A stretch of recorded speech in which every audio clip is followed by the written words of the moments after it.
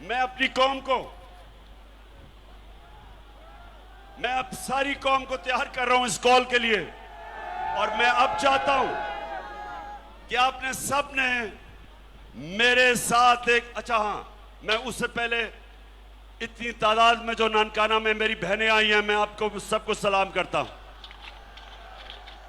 अच्छा, अब आप सब ने मेरे साथ अब हल्फ लेना है। बिस्मिल्लाहिर्रहमानिर्रहीम। बिस्मिल्लाहिर्रहमानिर्रहीम। हाथ खड़ा करके, हाथ खड़ा करके, हाथ खड़ा कर। मैं यहां से पढ़ूंगा, आपने वहां से रिपीट करना है उसको। बिस्मिल्लाहिर्रहमानिर्रहीम। बिस्मिल्लाहिर्रहमानिर्रहीम। सबने सबने हम हल्फ उठाते हैं हम हल्फ उठाते हैं कि हम पाकिस्तान के आइन की हम पाकिस्तान के आइन की हमेशा पासदारी करेंगे। हमेशा पासदारी करेंगे। हम पाकिस्तान की खुद मुख्तारी का हम पाकिस्तान की खुद मुख्तारी का तहफ़्फ़ुज़ करेंगे। तहफ़्फ़ुज़ करेंगे कि हम कभी भी अल्लाह के सिवा किसी के सामने नहीं झुकेंगे। किसी के सामने नहीं झुकेंगे। और हम पाकिस्तान की हकीकी आजादी की इस जिहाद में, हम पाकिस्तान की इस हकीकी आजादी की जहाद में आखिर तक इमरान खान के शाना बशाना जद्दोजहद करेंगे। मेरे साथ शाना बशाना जद्दोजहद करेंगे। हाथ खड़ा करके। हाँ। और हम हर किस्म की कुर्बानी के लिए तैयार रहेंगे। हम हर किस्म की कुर्बानी के लिए तैयार रहेंगे। अल्लाह हम सब का हामी और नासिर हो। अल्लाह हम सब का हामी और नासिर हो। आमीन आमीन। पाकिस्तान। ननकाना, मैं आपका शुक्रिया अदा करता हूं दिल से। इतनी तादाद में और गर्मी में आप आए, आपका शुक्रिया। और इंशाल्लाह अल्लाह ने मौका दिया, मैं फिर से ननकाना आऊंगा आपके पास। अल्लाह ने मौका दिया आके, और इंशाल्लाह हम अपने ननकाना को उठाएंगे। हम इसको एक इंशाल्लाह एक खुशहाल सारी डिस्ट्रिक्ट बनाएंगे। पाकिस्तान जिंदाबाद।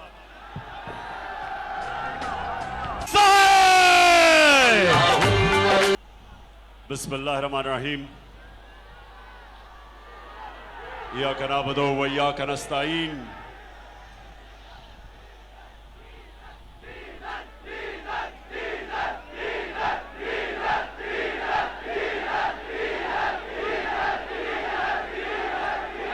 जी ननकाना,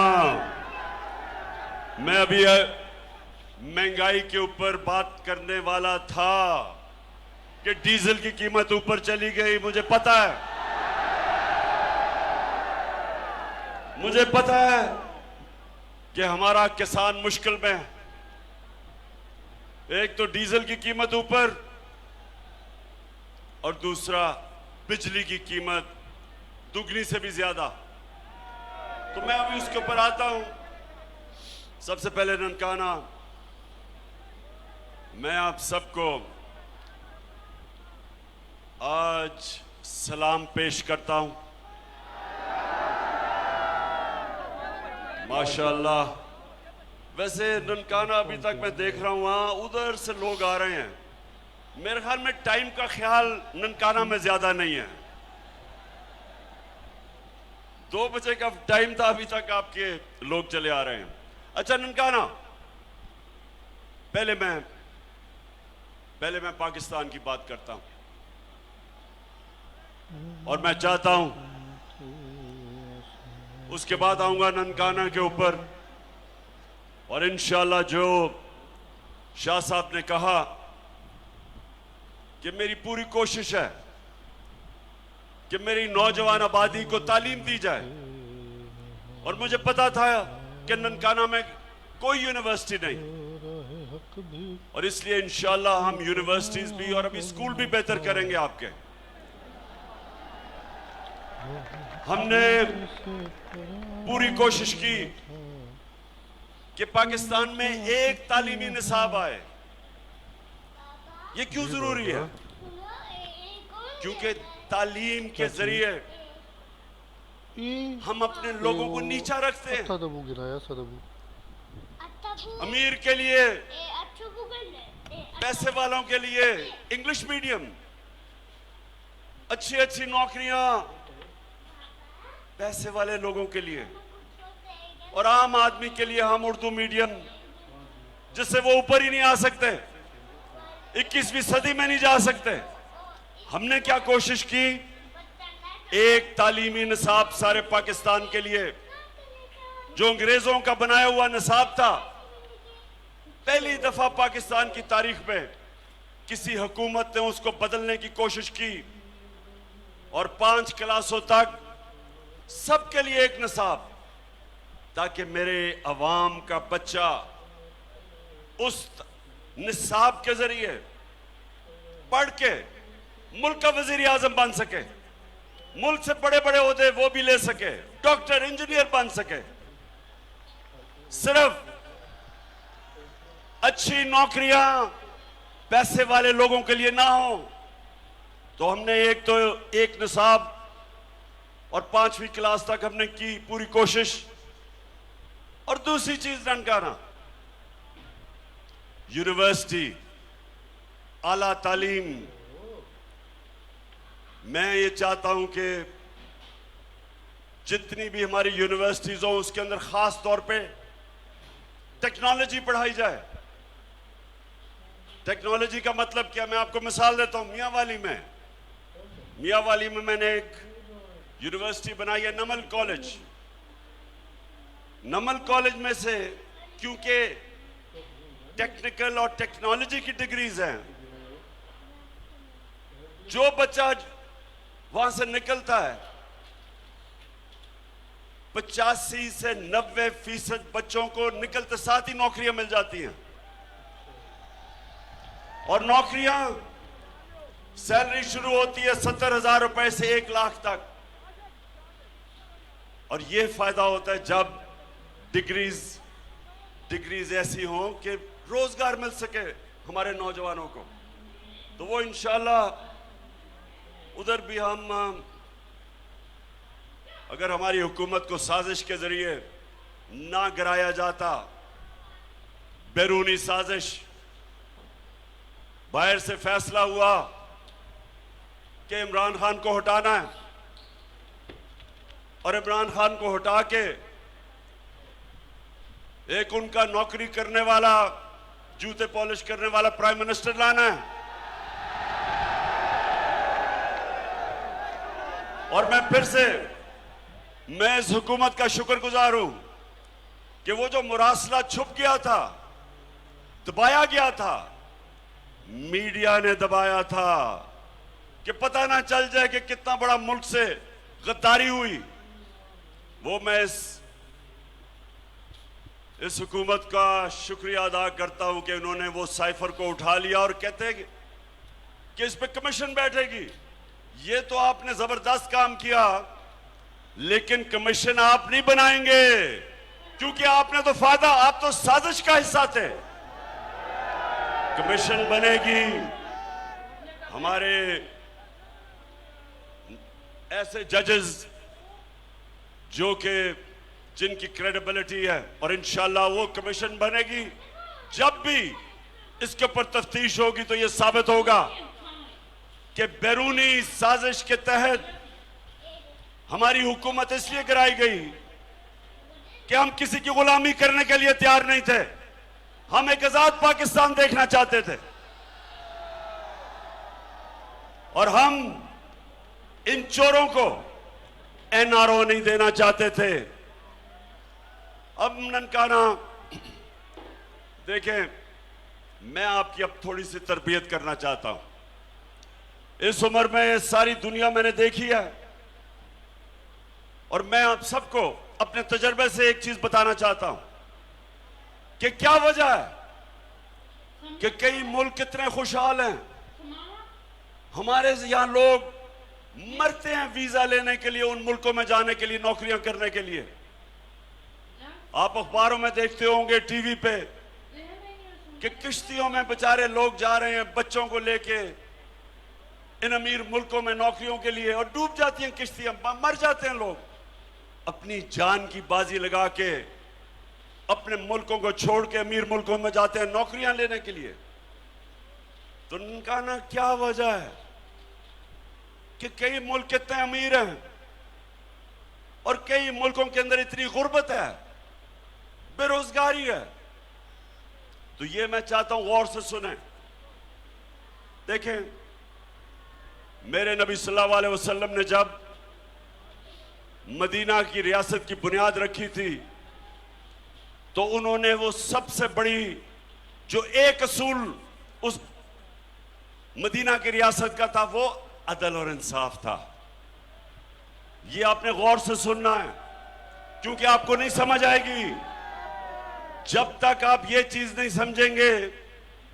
आपको समझ नहीं आएगी कि हमने मुल्क के मसले हल कैसे करने हैं। अदल और इंसाफ का मतलब कानून के सामने सब एक बराबर, कोई कानून से ऊपर ना हो। मेरी नबी सल्लल्लाहु अलैहि वसल्लम ने कहा, मेरी बेटी भी अगर जुर्म करेगी तो उसको सजा मिलेगी। मेरी बेटी भी कानून के ऊपर नहीं है। और उन्होंने यह भी कहा कि तुम्हारे से पहले बड़ी कौमें तबाह हुई, जिधर ताकतवर के लिए एक कानून और कमजोर के लिए दूसरा कानून। जिधर कमजोर चोरी करे तो जेल में, और बड़ा डाकू चोरी करे तो उसको एनआरओ मिल जाए।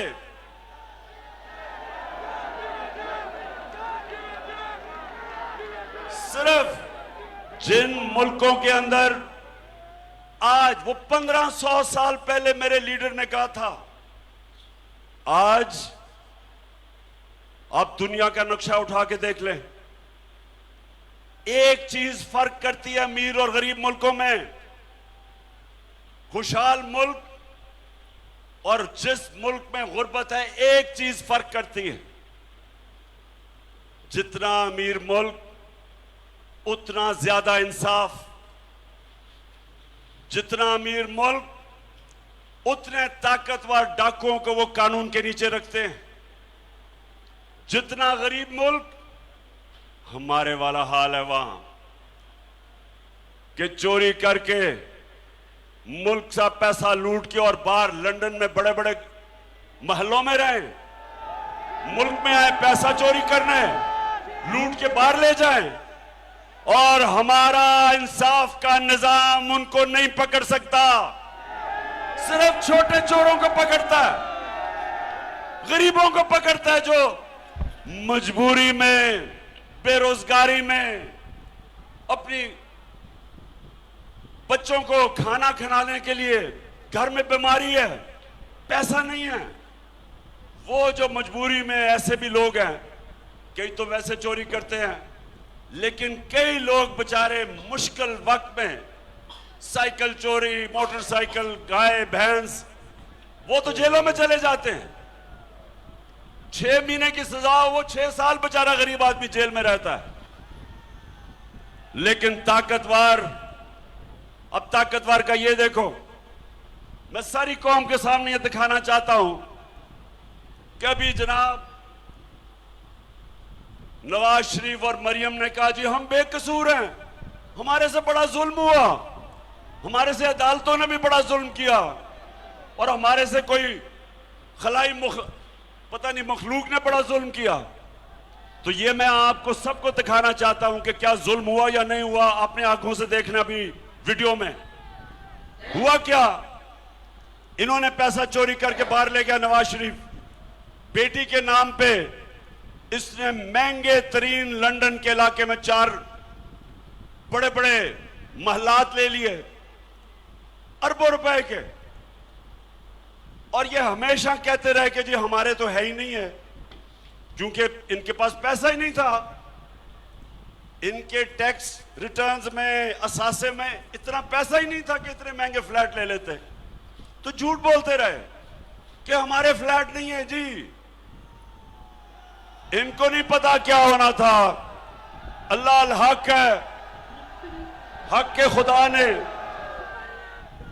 अल्लाह ने एक इंटरनेशनल इंकशाफ किया और उधर सब कुछ सामने आ गया। तो जरा आप ये देखें कि जब मरियम से पूछा गया आज से 10 साल पहले के बताएं जी फ्लैट आपके हैं, 10 साल पहले तो वो क्या कहती है, इस तरह मुझे लगा कि आप लोगों को बेवकूफ नहीं बना सकते। मेरी सिर्फ लंदन में प्रॉपर्टीज तो दूर की बात है, मेरी पाकिस्तान में भी कोई प्रॉपर्टी नहीं है। मैं अपने वालिद के साथ रहती और मुझे समझ नहीं आई कि मेरी और मेरी वालदा की और बहन भाइयों की प्रॉपर्टीज ये कहाँ से निकाल के ले आए हैं। मेरे नाम पाकिस्तान में कोई प्रॉपर्टी नहीं है, ये तो इंग्लैंड की बात है।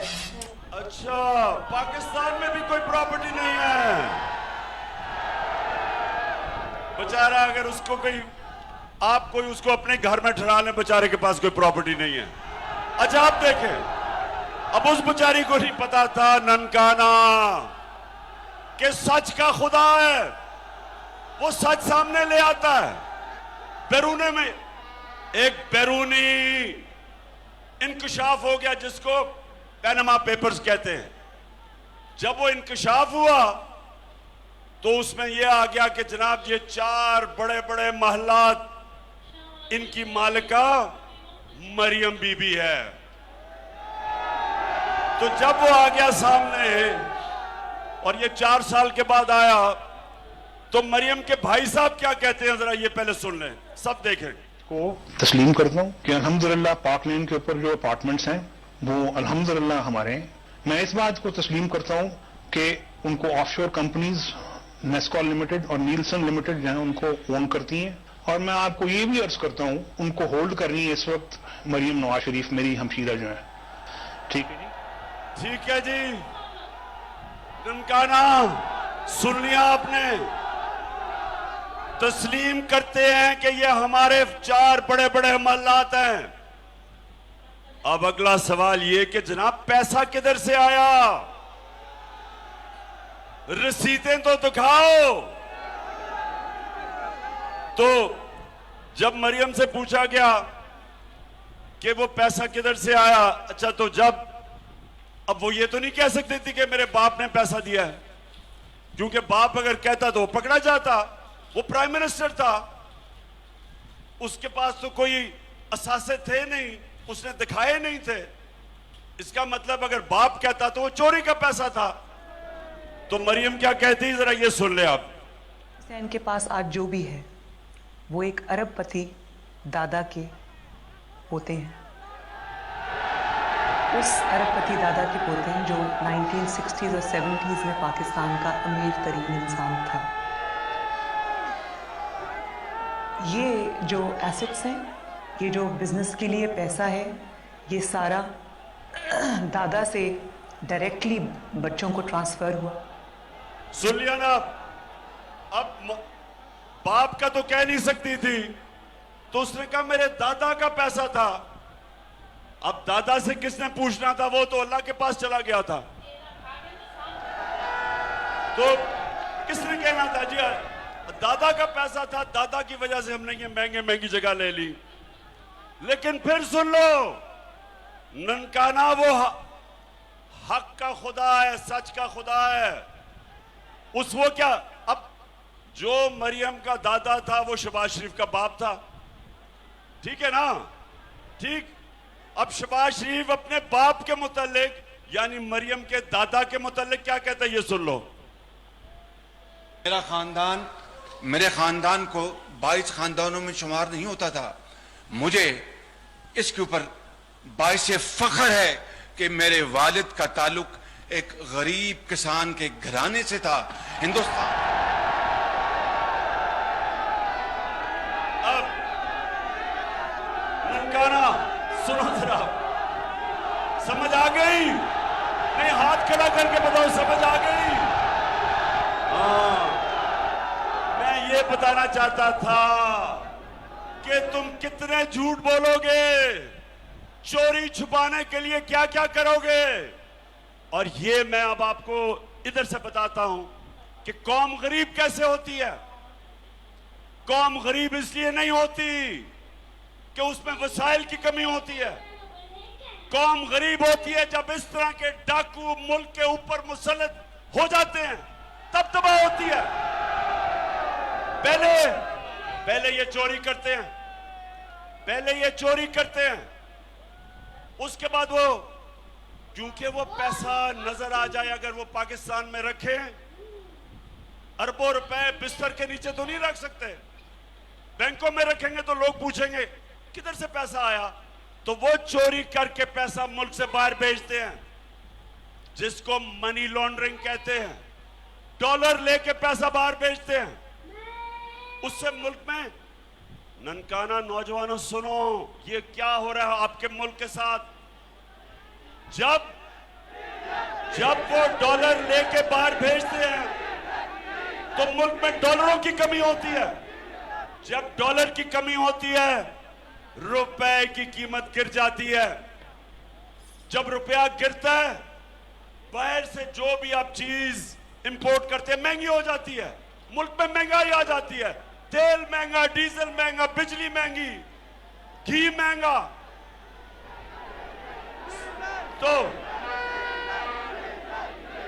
तो अब ये सुने, अब हो क्या रहा है मुल्क के साथ?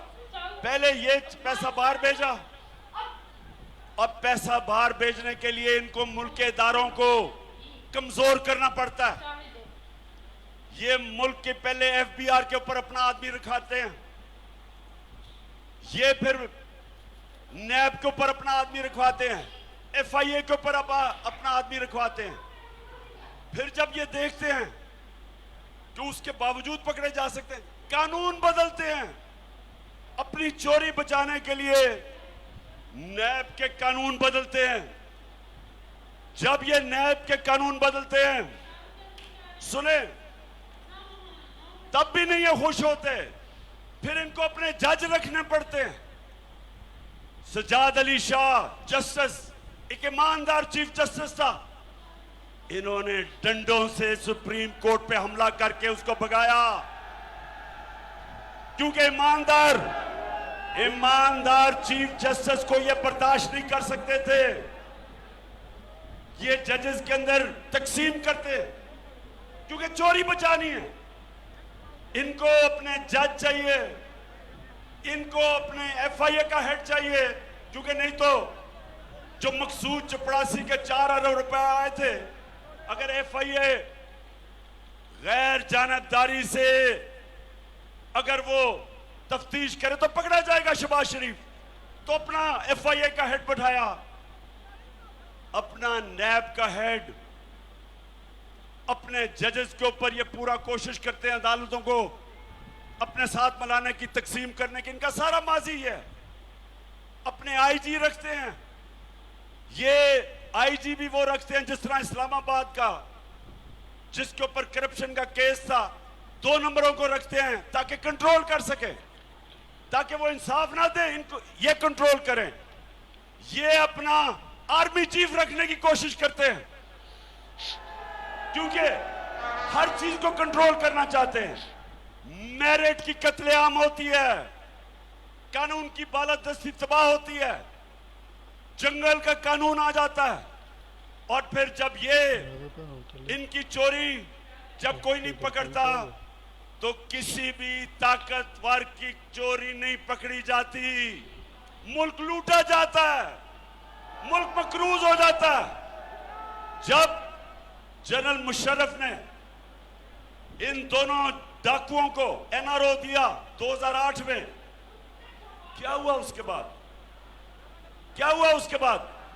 4 गुना कर्जा बढ़ा पाकिस्तान का, 6000 अरब से, जो 60 सालों में पाकिस्तान का कर्जा था 6000 अरब, ये जब 2 डाकू खानदान आए, 10 सालों में हमारा कर्जा 4 गुना बढ़ के 30,000 अरब पे पहुंचा। और उसकी कीमत कौन अदा कर रहा है? आप अदा कर रहे हैं, महंगाई के जरिए आप अदा कर रहे हैं।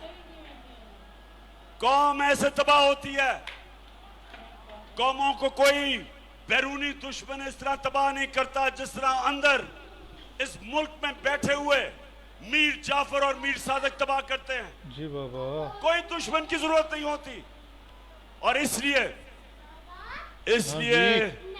आप सब तैयारी करें, मैं आपको कॉल दूंगा।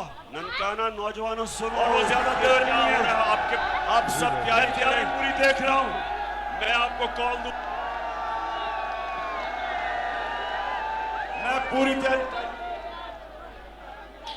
मैं पूरी तैयारी कर रहा हूँ, मैं कॉल दूंगा, लेकिन उससे पहले और वो ज्यादा देर नहीं, उससे पहले आप सब तैयारी देख रहा हूँ। ओके, हर किस्म की कोशिश कर रहे हैं, मैं पूरी तैयारी कर रहा हूँ, किसी ना किसी तरह, उससे पहले और वो ज्यादा देर नहीं, उससे पहले आप सब तैयारी देख रहा हूँ की नजर में गंदा करें। हर क्या कर रहे हैं, कोशिश कर रहे हैं, मैं पूरी तैयारी गंदी किसी ना किसी तरह, उससे पहले और वो ज्यादा देर नहीं, उससे पहले आप सब तैयारी देख रहा हूँ की नजर में गंदा करें।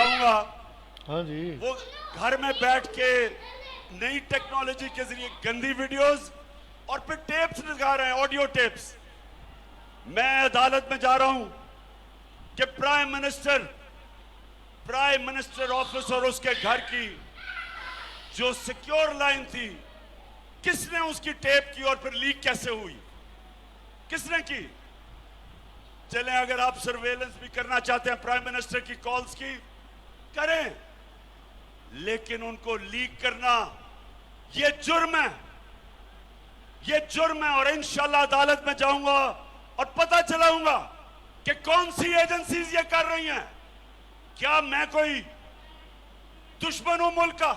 50 साल से मुझे कौम जानती है, मुझे दुश्मनों की तरह और मेरे लोगों को केसेस झूठे FIR हर रोज कट रही है। जो भी आप करेंगे, तो लूसी लेकिन ये जो भी करें समझ जाए, 10,000 ये आप 10,000 की या खाल खोखा जो भी आप करेंगे, आप नहीं रोक सकते इस इनकलाब को। ये जो पाकिस्तान में इनकलाब आ रहा है, कोई नहीं रोक सकता। मेरा चैलेंज है आपको, जो भी करना है, गंद उछालना है, गटर में गिर के अपने मुल्क की अखलाकियात तबाह करनी है, अपने आप को बचाने के लिए। हाँ कहानी, ये आपको कुछ नहीं बचा सकता। मैं सिर्फ आपको दिखाना चाहता हूं कि कितना आसान है ये गलत वीडियोस और टेप्स बनाना आज की टेक्नोलॉजी के जरिए से दिखाएं। इंतशार फैल रहा है। क्या कह रहा, मैं समझा पता नहीं कुछ गोली खड़े दिखे थे मैं तू बना के रख दिया है दुनिया में। बोलो, मैं सच कह रहा हूँ ना, मेरी बात सुनो भाई, मेरी भी ऑफशोर कंपनी मौजूद थी और वक्त बच्चन नवाज शरीफ, तुम दूसरों पे तोहमतें लगाते हो। नवाज शरीफ, तुम सबसे बड़े करप्ट आदमी हो। लोग जानते हैं। नवाज शरीफ को तो कोई ख्याल नहीं आया क्योंकि ये पत्थर दिल इंसान है। यानी नवाज शरीफ को तो कोई ख्याल नहीं आया क्योंकि ये पत्थर दिल इंसान है। यानी इंसानों के लिए कोई इसके दिल और दिमाग में कोई गोशा जगह नहीं है। और मैं